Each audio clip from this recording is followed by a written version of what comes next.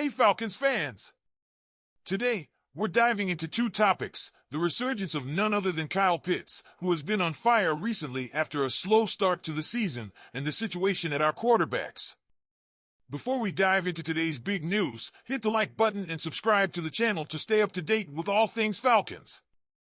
Kyle Pitts, our dynamic tight end, entered the 2024 season with sky-high expectations. After an offseason filled with hype, fans were ready for him to break out.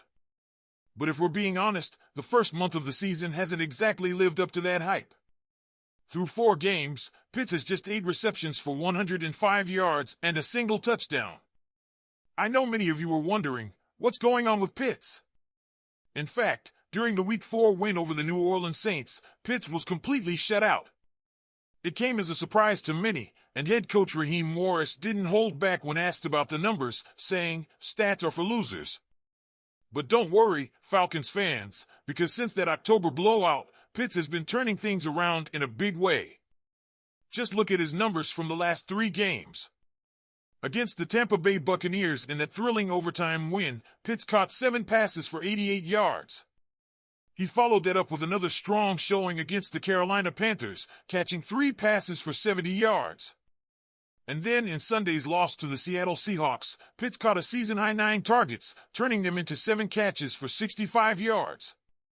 In the last 3 games alone, Pitts has caught 17 passes for 223 yards. To put that in perspective, the last time he caught that many passes in a 3-game span was his rookie year in 2021. If he can keep that pace going for a full 17-game season, we're looking at potentially 96 catches for 1,263 yards. Those are monster numbers for any tight end. But as much as we're loving this hot streak, head coach Raheem Morris wants more from Pitts. In his Monday press conference, Morris said, "It's a results-driven business, and while Pitts has had more success the last few weeks, he still needs to continue to get better." Morris emphasized that while Pitts is improving, there's always room for growth, and that growth is crucial if the Falcons want to have more success on offense. Morris also noted that while Pitts has been catching more passes, his blocking has also improved. "I love that he's given us a serious boost in blocking," Morris said. "That's a key element to Pitts' game that often goes unnoticed. He's not only a receiving weapon, but he's also doing the dirty work when needed." And let's talk about the numbers. Through 6 games, Pitts ranks 3rd among all tight ends in the league with 328 receiving yards. He also ranks 6th in targets with 37 and 8th in receptions with 25. But what really stands out is his explosiveness. He's one of only 2 tight ends, along with the Ravens' Mark Andrews, to average more than 13 yards per reception. That kind of big play ability is exactly why Falcons fans were so excited about him in the first place. But even with all those impressive stats, Morris isn't satisfied. He knows Pitts has the potential to be even more dominant.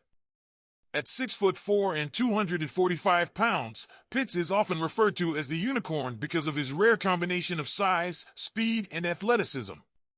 That's why Morris expects that kind of production to be the norm, not the exception. As the Falcons prepare for their rematch with the Tampa Bay Buccaneers on Sunday, Pitts' progress will be critical to Atlanta's offense. He's gone from a slow September to a scorching October, and if he keeps it up, he could completely change the dynamic of the Falcons' offense. In fact, wide receiver Drake London even called Pitts' rise lethal. So, what do you guys think? Is Kyle Pitts finally reaching his potential, or do you think there's still more room for him to grow? Let us know your thoughts in the comments below. Now let's talk about the future of our quarterback situation. Kirk Cousins versus Michael Penix Jr. This one's a little spicy, so let's get right to it. Okay, here's the deal. The Atlanta Falcons surprised everyone in the 2024 NFL Draft by spending the 8th overall pick on Washington quarterback Michael Penix Jr., and the shock wasn't because Penix is a bad pick. Far from it. This guy is a serious talent. But let's not forget, just a month before the draft, the Falcons gave Kirk Cousins a massive 4-year, $180 million contract. So why spend such a high draft pick on another QB when Cousins is locked up for years? The Falcons front office was clear. They wanted to secure their quarterback future after all the uncertainty we've had since Matt Ryan left. But here's where things get interesting. While Cousins is playing well and has the Falcons at 4-3 atop the NFC South, there are rumors that the team could be looking at Michael Penix Jr. as the future sooner rather than later. ESPN's Jeremy Fowler recently suggested that Cousins could be a surprise trade candidate this offseason. Now, before you freak out, nothing is happening right now.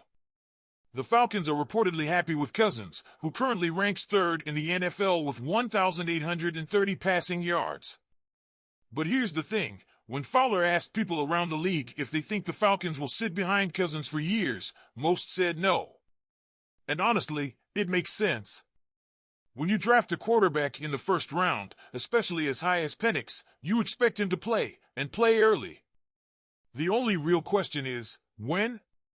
Falcons head coach Raheem Morris made an interesting comment earlier this offseason.